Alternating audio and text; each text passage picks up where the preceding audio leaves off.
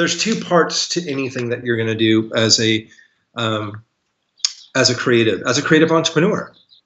There's the skill of what you possess, meaning the technical skill, the thing you do, the thing you make. I don't care if you make videos. I don't care if you do a podcast. I don't care if you don't think of just a guy standing at an easel painting, or a guy standing at a sketchbook, or a girl making something. Forget that. That is the craft. That's the craft part of what you do. So there's the skill of the craft, mastering the craft. The whole second part of it, there's actually three parts, but the second part is the business. It's the business of getting the craft, the technical skill to market. And what most believe is, and most people buy the hype of, if I just make something amazing enough, it's going to get traction, people are going to buy it, and I'm going to get momentum. That is a massive lie and a facade that people buy into. And the third part about that is, and the most important is, what business do you have mastering a craft and building an incredible technical skill, and then trying to take it to the market, if the foundation of your life is not sound? You knowing who you are, what you have to offer, and how you're supposed to offer it. So even when I have people come into my mentorship and people come into my consulting and they're like, okay, dude, I want to get my life in order. Here's what I'm passionate about. Here's what I love. And here's the kind of money I want to make. And here's the kind of lifestyle I want to live. Blah, blah, blah, blah. Like, they're literally picking out curtains for a house, and they don't even know what kind of foundation they're built on. And what I've noticed is a lot of people want to build amazing rockets without investing into an incredible launching pad. And if you have a fractured, unstable launching pad, it's probably going to last maybe one or two launches. And so what I really want to encourage entrepreneurs, and the symptoms that I see, is they think that just having an amazing product or a technical skill is going to do it. And that's where they start getting frustrated, and they start resenting being a creative, because they're going, look, I'm the most incredible badass designer, or hand letterer, or painter, and I've got hundreds of thousands of people that are following me and watching me, and I'm providing great entertainment online, but it's not converting. There's no conversion rate as to, I do something amazing, people then want to buy it and make it a part of their life. So they're totally divorcing things. They're looking at, I'm a master craftsman, I know nothing about business, and I have no stability of my life and have my house in order. So it's kind of like that all needs to be structured and then planned, and there needs to be an intention about the way that you approach it.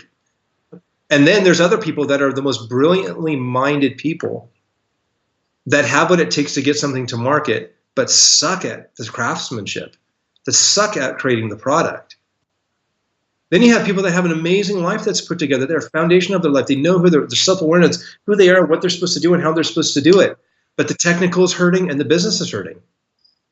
So I take a lot of joy in helping people find that rhythm of getting their life together so that they can execute in their craft with total confidence and crushing it. Execute on the business so that they can totally be laser focused about how to take that excellence to market. But more importantly, my job isn't to make people more comfortable in their craft and make more money if they're going to divorce their wife and their kids while doing it. That's the biggest flipping crime I've ever seen. If you go and try to build an empire of you while forsaking your flipping family, you've just completely voided the entire reason why we were put on this earth. And I live with that conviction that I'm not here to make people more comfortable. I'm here to help people get better.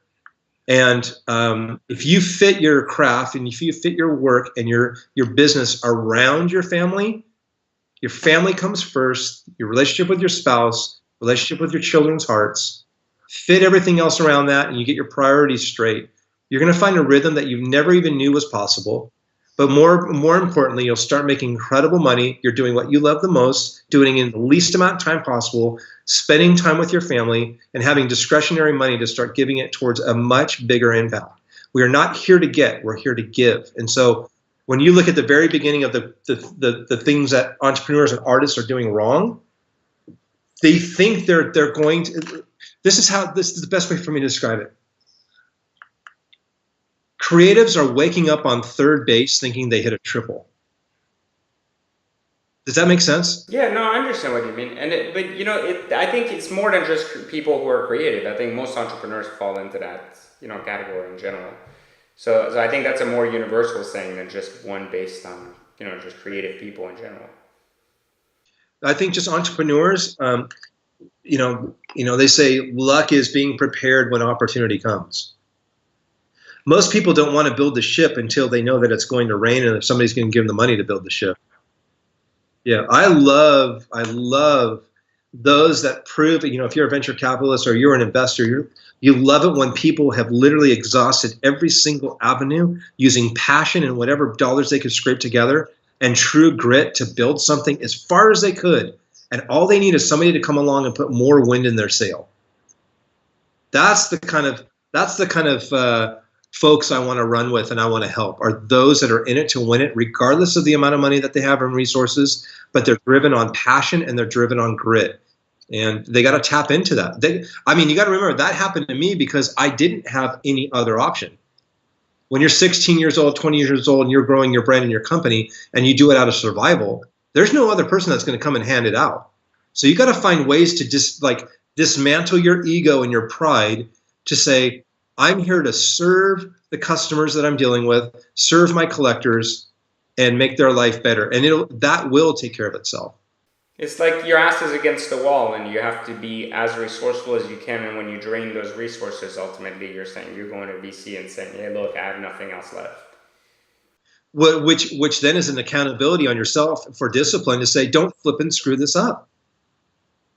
Right, absolutely. So when you see the internet today and the fact that so many people can reach so many people with art or just with their business or their message or their brand, how have you seen that change the art industry as a whole? Like, have you found that to be beneficial to the fact that more people are ultimately exposed to more art, or have you found that to be detrimental from the fact that now people have turned lazy and relying on that solely to get their art out there? I do think there's a lazy component to it, but I'll take it a step further. There are so many talented, amazing artists in the world, and there's so many of them are visible, and literally hundreds of thousands of artists online showing incredible work. But what most aren't doing is all they're doing is saying, "Here I am. Look at what I do. Here's what I make." But they're not providing content that's shareable. You're eating up my time, me looking at eye candy, but I'm not being compelled, or my life isn't any better or changed or encouraged to act on anything that I'm seeing. What I would encourage and challenge artists that is in a very noisy world of social media, give me something that's shareable and give me some content that makes me want to share that content. And give me something that with your art, you found very creative and crafty ways to share your heart with me as an artist, but also whether it be a quote, whether that be encouragement, whether that be life-giving content that compels me. Can you imagine if we just watch TV about absolute nonsense of just nothingness of what's the difference between that and social media? Social media, literally, when it comes to art, it's like, great, eye candy, eye candy, eye candy, eye candy. It's like, how much eye candy do I need? I want to look at something. I want to see something that's compelling, that challenges me and makes me think, that's thought-provoking. What is this saying? Here's a great way to put it. Most artists create really great stuff, put it out online, and do not tell me the story behind it. If you ever go to a museum, if you go to a gallery and you have somebody sits there and gives the commentary of what the artist did, why they created, or you read it on a plaque next to a wall, that's compelling. But when you just throw up eye candy just to say, hey, look how great I am, why don't you tell me why you created this thing? Maybe I'll connect with you on a heart level. Because that's when art becomes truly special, is when the moment that an artist realizes, whether you're writing music, whether you're taking a picture, whether you're making a piece of like a painting, or you're making a ceramic vase, the moment that you realize that your art is nothing but a memento and a postcard between you and your collector of a memory you shared in common, everything changes. Dollar amounts don't matter, whether it's $10,000 for an original or $50 for an original.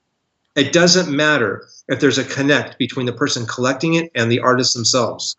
And if you can achieve that, I mean, I'm sure you've bought a car, or maybe you've bought some sort of product, and you can remember back when the transaction itself was so remarkable that you want to go back there to repeat that experience because the connection you had with the salesman or maybe the brand.